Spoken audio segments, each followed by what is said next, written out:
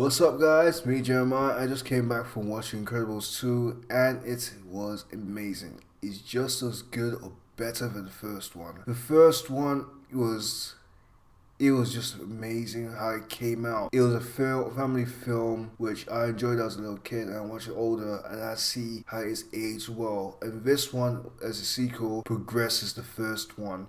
It picks up where you left off with the first one, as the Incredibles face Von Miner. It has a similar plot as the first one, as the dad, Mr. Incredible, in the first one, spent his time away doing more hero stuff for a company, but this one flips it and makes Mrs. Incredible or Elastigirl as the focal point of this film, without being too preachy or saying we have a woman now in the forefront. This has actually made sense because it made Elastigirl and Mrs. Incredible as a team, as a family. Elastigirl was trying to make superheroes legal again, and the way they did it is how Mr. Incredible, when he was saving people, he was causing more damage and for the greater good. But Elastigirl's track record was pretty much flawless, and when you see her trying to do hero stuff, she had no casualties. She was flexible, she was careful, and Miss Incredible is known to be careless, so it made more sense in a way. When you flip it, you see Miss Incredible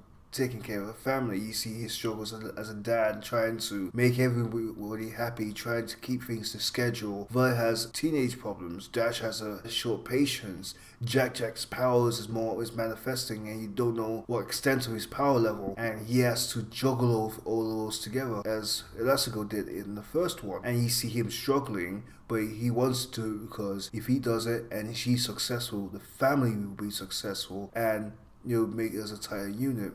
And I like how he has a determination to do it. And you also see him struggling, and you see him breaking down or wear and tearing as the movie goes on. The script is really good. The humor is hilarious. It's more situational humor, and it was more of a humor that you can understand now, as it's not like because it's animated humor, it does have adult humor, and it's more relatable type of humor. It's not like a forced type of joke. The standout is Jack.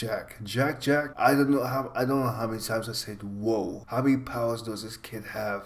And later on in the film, his power level gets crazier and crazier. The villain was actually a pretty good villain. The villain has a good motivation, and as the movie goes on, more things unravel. You see with villain's point of view in a clear sense. It was easy to pick out the villain as you go on the movie. Overall, I'll give this an 8.5. It's a fantastic film. I think it betters the first one. The first one was a novelty, but this exceeds the first one, and if it expands The Incredibles even more. It's worth 14 years of waiting, and these kind of films could be lost in nostalgia or just making a movie for a cash grab, but since it starts, you know what the movie's about. It's familiar, and you're not lost in nostalgia, or you're not underwhelmed of the film itself. So it's a great testament of how Brad Bird does it. The score is really good as well. Michael Giacchino does the score as he did with the first one. At the end of the main theme, everyone clapped. So this just shows how the audience responds.